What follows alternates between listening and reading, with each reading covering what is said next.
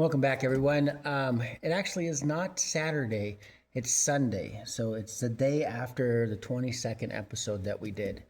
So I'm going to come in here during the week more because the next step that we have to do is it's going to take some time. So I got to do a little bit of it every day throughout the week.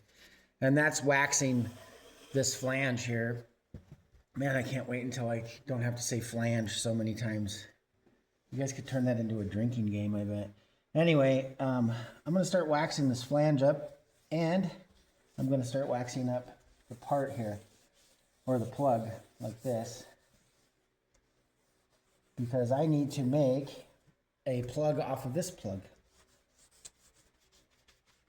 Because this piece is too rigid for me to feel comfortable with pulling while I make the mold. So let's say I laminate all this up, right, and it cures, and then I got to pull this off of here.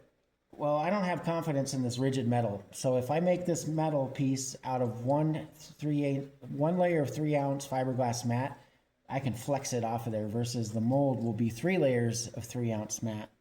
So for a total of 9 ounces versus 3 ounces. It's just going to flex. You'll see when we get to the part where we pull this off of the mold, but that's what I'm going to be doing throughout the week, getting this ready, because you know, you wax this like this and then you got to let it fully cure, and then you come back and you do it again. I actually have to take this off of here and do underneath of it, and there's just a bunch of prep work I got to do to get this ready to do that. And you know, if I didn't do that throughout the week, it would take us like 3 or 4 Saturdays to get that done. So that's what I'm going to do now, is just start getting this ready to be molded. And there you have it. I put 1 layer of just part all paste number 2 wax on that, and I'm going to let that cure. This is a process. You can't rush it at all. You got to let it do what it's going to do. You can really screw up your mold releasers if you try to speed the process up. I mean, even through like heat, you know, like if it's a nice sunny, warm day, you can't put this out in the sun because the sun melts the wax and it'll actually drain off of what you're doing. If you have a part that's waxed and you laminate it, a mold that's waxed and you laminate it and then you stick it in the sun will actually melt the wax away between the mold and the part, and it'll stick. There's all kinds of other things you can use for this. There's a spray that you can spray on there. It's a film. It's a part all film, and it's water soluble, so you can wash it off when you're done. I don't like that stuff, mainly because some things I have to do right here is I have to fix that gap. So I'll have to take this off and then wax the plug in between there and wax the other side, and not wax the other side, grind it so it actually sticks to that. Fill that gap in, pull it off, and then the stuff that I put on the plug will come off of the other plug. Yeah, I'll show you when I get there. So I'm going to let this stuff sit for the rest of the day, and I'll try to get another coat on it. You want to get at least a minimum of 3 coats of wax on anything that you're doing. Wear gloves. Don't be like me and get this stuff all over you. This stuff's, it actually smells weird. I don't know. Nothing smells like this wax. I don't know how to describe it. And it's kind of gross, but it's kind of not. And it's one of those things when you get it on your fingers, you can't quit smelling it. All right. Anyway, I got to go. Bye. So now I'm going to take this off and the one on the back, and we're going to wax behind it back here, and then we'll put it back on and we'll fill in that bondoed spot, or that spot that needs to be bondoed. No, my camera won't start with gloves on.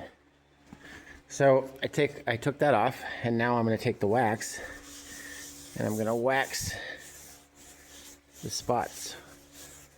Well, I have to wax the whole thing, but right now I'm just going to pay attention to this because I have to make a plug off of this thing. So you just kind of buff all this in, minimum 3 times. 3 times minimum. It's really important. I do it 5 because I just don't trust it. You can see we have 180 grit scratches in here.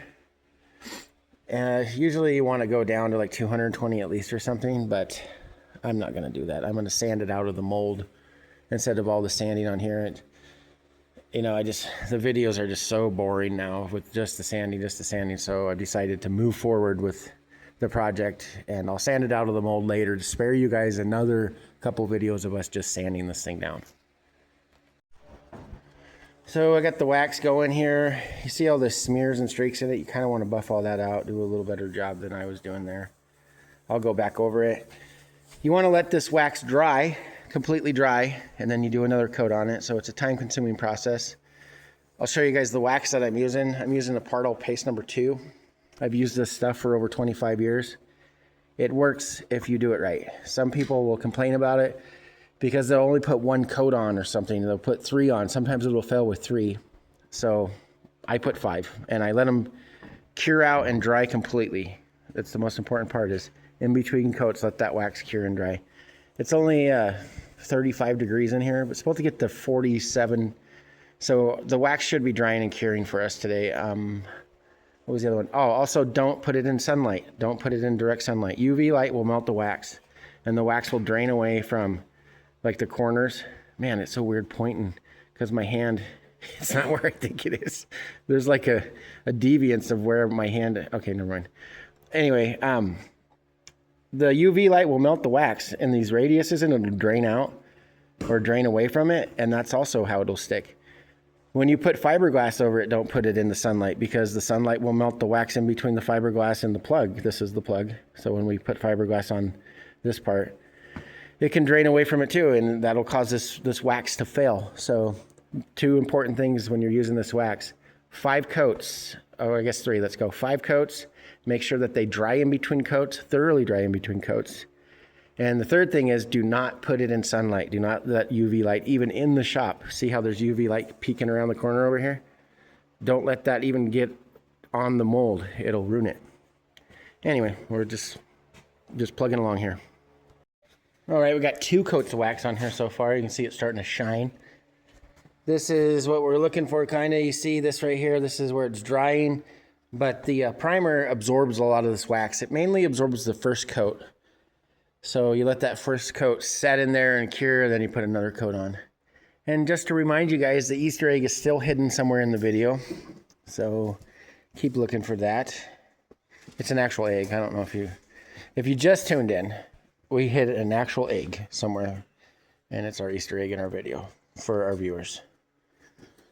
So we're going to put some more wax on here and just keep doing this. And we're going to try to get these set up today and try to get them in some primer ready to make some molds off of just those. I'm sick of saying flanges, so I'm avoiding saying the flange mold we have to make. I feel like I've said that word a lot. So, which seams, the seams. I'm going to make a mold for the seams either today or next time. But that's what we're doing today, just waxing up the plug. Okay, we got this thing put back on there. It's all waxed up. And we're going to fix this gap right now on all sides. This one has a little one back here. So we'll do that now. We'll fix those. That one's pretty nice. The back's pretty nice. Okay, let's fix that gap. So here we're fixing this gap. This is a part that's not pretty, that most people don't want to show you, but you got to sit here and you got to babysit this, because there's a point where this bondo will get soft and you carve it off with the putty knife. And that's one of the reasons these are called a putty knife, because you're going to cut it all off of there. We'll wait till it gets to that point and I'll show you me doing that. Okay, I'll try to get this on video. This is ready to be cleaned up, and here, I'll try to, it's hard to do. So you just carve this off like this. Did that one-handed, that was pretty impressive. So you see how it cleans up really nice. It's because this is all wax. The important thing to remember here, and the important thing to know, is that you are pulling wax off when you do this. So you have to re-wax it. You can't just go ahead and start making your mold off of this this seam. Remember, we agreed to stop calling it a flange because I feel like I've said flange too many times. So there, that's it, cleaned up. Let's go to the other side. So this side's all messed up. Let me see. I can't look through the camera and do this.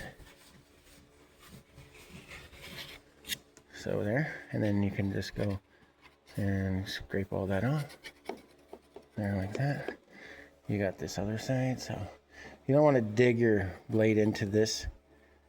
So I'm going to do that off camera, and it's going to take a little bit more concentration. And then just keep scraping it and making that gap close up. And then you have to re-wax this. The important thing is don't forget to re-wax it because the bondo is not waxed.